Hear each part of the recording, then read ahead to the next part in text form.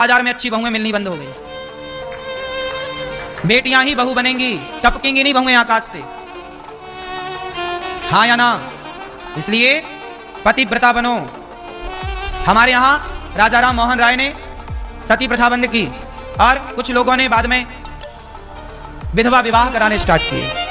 यह भी एक परंपरा है, पर शास्त्रीय परंपरा नहीं है। देखो, धर्म की दृष्टि से देखा जाए तो दूसरा विवाह गलत है, पर व्यवहार में अब 25 साल की लड़की विधवा हो गई, 20 साल की लड़की विधवा होगी, माना कि अब उसका तो पूरा जीवन पड़ा है। तो समाज के लोगों ने सोचा कि अब ये कहाँ जाएगी, कैसे रहेगी, अकेले कौन इसका साथ देगा, कहीं कल को कोई इसे नौचने ना जाए, कोई परेशान करने ना जाए, तो वो सेफ रहे। इसलिए उसे एक अच्छे लड़के के साथ दूसरा विवाह। तो ये एक व्यवस्था है समाज की, जो कि व्यवस्थाएं बिगड़ रही थी तो बना दी। इसे भी आप गलत ना समझो, लेकिन ये विचार करके कि फिर उस दूसरे के साथ निभाए। अब दूसरा भी यदि मर जाए तो फिर तीसरे की तरफ ना देखे, फिर तो ये धंधा हो गया। कई लोग तो 4 तक चली जाती है, एक नहीं, दूसरा नहीं, तीसरा नहीं, चौथा नहीं। चलो, पुनर्विवाह हमारे यहाँ ठीक है। अब धर्म तो आज्ञा नहीं देता, पर ठीक है, समाज आज्ञा दे रहा, तो कोई बात नहीं, समाज की बात मान लेते हैं। बात समझ में आई? धर्म आज्ञा नहीं दे रहा है दूसरे विवाह की, पर कौन आज्ञा दे रहा है? समाज। तो चलो, समाज की बात मान ली जाए, ठीक है। यदि कोई 20 साल में, बहुत सारी लड़कियां ऐसी भी हैं कि 20 साल में भी विधवा हो जाती हैं, 25 साल में, तो वो भी विवाह नहीं करती, पर कुछ लड़कियां कर लेती हैं। तो अपनी अपनी जगह दोनों सही हैं, हम गलत किसी को नहीं कह रहे हैं। लेकिन जो आज हर गली में जो तलाक चल रहा है ना, ये साहब गलत है।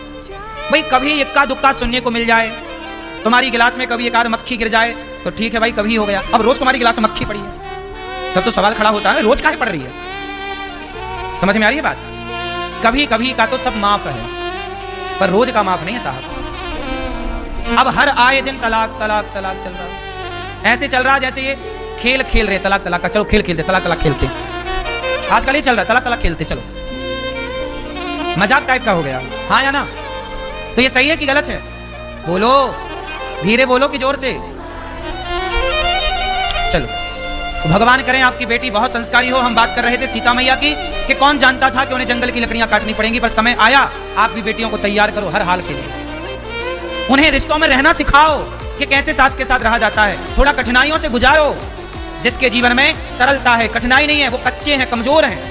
जिस व्यक्ति ने जितना स्ट्रगल किया होगा, जिस व्यक्ति ने जितनी चुनौतियों का सामना किया होगा, वो व्यक्ति उतना मजबूत होगा, और जिसने कोई चुनौतियां नहीं सामना की, वो कमजोर होगा। बोलो हाँ। इसलिए आप अपनी बेटियों को अपने घर में हर चुनौतियों से गुजारो, ताकि वो आगे वाले आने वाले हर चुनौतियों के लिए वो तैयार। यही तो शिक्षा है। आजकल शिक्षा का मतलब केवल कागज की डिग्री है। बड़े बड़े पढ़े लिखे लोग आत्महत्या कर लेते हैं। IPS IAS लोग आत्महत्या करते हैं कि नहीं? बोलो हाँ। ये तो पढ़े हैं ना, जज ने आत्महत्या कर ली, एडवोकेट ने आत्महत्या कर ली, इंजीनियर ने आत्महत्या कर ली, और IAS IPS ने आत्महत्या कर ली। काहे कर ली भैया? तुम तो पढ़े थे, सारी पढ़ाई पढ़े थे, कानून जानते थे, काहे आत्महत्या कर ली? क्योंकि तुमने डिग्रियां तो प्राप्त की साहब, तुमने रिश्ता चलाना नहीं सीखा, और तुमने हर हालात में प्रसन्न रहना नहीं सीखा। तुम हालात से लड़ना जाने नहीं। समय बिगड़ा, हालात बिगड़े, तुम्हें लगा यार मर जाना चाहिए। लोग आत्महत्या क्यों कर रहे हैं? आत्महत्या की दर भी हमारे देश में बढ़ रही है। क्यों? क्योंकि लोग फेस नहीं कर पा रहे हैं चुनौतियों को, भाग रहे हैं। कौन लड़े, कौन चुनौतियों को सहे, मर जाओ अच्छा है। इसलिए सेल्फा ज्यादा बिकने लग गई हमारे देश में, धंधे ज्यादा बिक रहे हैं। बोलो हाँ कि ना? क्या बोलती तू मैया? सही है? क्या सही है? सेल्फास खरीदना सही है? हाँ, क्या सही है फिर? हर हालातों के लिए हम कहते हैं चुनौतियां ज्यादा होनी चाहिए। बोलो हाँ। अपने बेटा बेटियों को चुनौतियों से गुजारो। चुनौतियां ना हो तो क्रिएट करो, बनाओ चुनौतियां, तैयार करो। कमजोर होंगे बच्चे, मर जाएंगे, आत्महत्या कर लेंगे, ना झेल पाएंगे ये समाज का। जब ये अभी देखो तुम्हारे बच्चे हैं, कल को ये जब इन पे गृहस्थी का लोड आएगा, जब ये गृहस्थी जिएंगे और कल को कोई तनाव हुआ, तो क्या उस तनाव को झेल पाएंगे?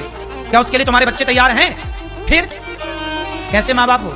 क्यों नहीं तैयारी करा रहे हो? हर हाल में प्रसन्न रहो साहब। सुख दुख आएंगे जाएंगे, हालात बनेंगे बिगड़ेंगे। हर व्यक्ति के हालात बनते और बिगड़ते हैं। समय अच्छा बुरा सबके साथ होता। एक आदमी का नाम बताओ, राम जैसे हालात किसके होंगे? सीता जैसी कोई नारी होती तो मर जाती। बोलो हाँ। जंगल में तुम्हारा पति छोड़ आवे, लेकिन धन्य सीता माँ पिता के पास नहीं गई। आज की चोरी होती, फोन लगा देती, सुनो सेना भिजवाओ, आक्रमण करेंगे अयोध्या में।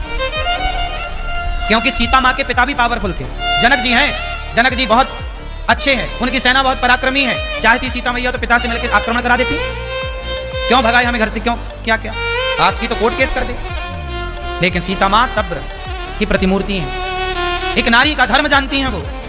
पतिव्रता है और राम भी पत्नी व्रता है। ऐसा नहीं कि सीता गई तो राम ने दूसरा ब्याह कर लिया। कर लिया क्या? बोलो। कल मेरे पास प्रश्नोत्तरी में एक बहन आई, आज यहाँ है कि नहीं, मैं कल की घटना बोल रहा हूँ, मेरे पास तो आए दिन रोज केस आते हैं। कल मेरे पास एक बहन आई, वो हिमाचल तरफ की थी कोई बहन, वो बताई कि मैं गाड़ी से गिर गई, मेरा दुपट्टा फंस गया था पीछे के पहिए पे, बेटा गाड़ी चला रहा था, मैं गिर गई और मैं गिरी तो मैं बेहोश हो गई, कोमा में चली गई। कोमा में चली गई 2 महीने के लिए, तो मेरे पति ने मुझे कोमा में छोड़ा, मैं कोमा में पड़ी और मेरे पति ने छोड़ा और दूसरा ब्याह कर लिया। और 2 महीने बाद वो कोमा से ठीक हो गई। कल यहाँ आई थी मेरे पास, बता रही थी उस समय उनकी उम्र थी 25 साल। 25 साल की पत्नी को छोड़ा, 2 बच्चे थे। पति को क्या चाहिए था? उसके पति को, आदमी तुमसे प्यार नहीं कर रहा, तुम्हारे शरीर से प्यार कर रहा है। उसे लगा अब तो कुछ मिलना नहीं है, तो कोमा में, अब उसकी शरीर की गर्मी जाए कहाँ? वो तो हवस मिटाना चाह रहा था। आजकल के लोग शादी करते क्यों है? सबके लिए नहीं बोल रहा हूँ, पर ये सच्चाई है। आजकल विवाह का मतलब केवल हवस मिटाना है और कुछ नहीं। जानते नहीं लोग विवाह क्यों करते हैं? अरे विवाह मतलब संस्कार, विवाह मतलब संस्कार। रिश्ते बनाए हो तो हर हाल में पत्नी का साथ दो, निभाओ। राम जी की पत्नी वनवास गई, समाज को सीखना चाहिए, पर राम जी ने दूसरा ब्याह, राम जी ने यज्ञ किया। गुरु जी ने कहा कि आपको दूसरा विवाह करना पड़ेगा, क्योंकि जो यज्ञ आप करने जा रहे हैं वो पत्नी के बिना नहीं हो सकता। कोई भी पुरुष यज्ञ पत्नी के बिना नहीं कर सकता, पत्नी के बिना यज्ञ पूरा नहीं होता, पता आपको?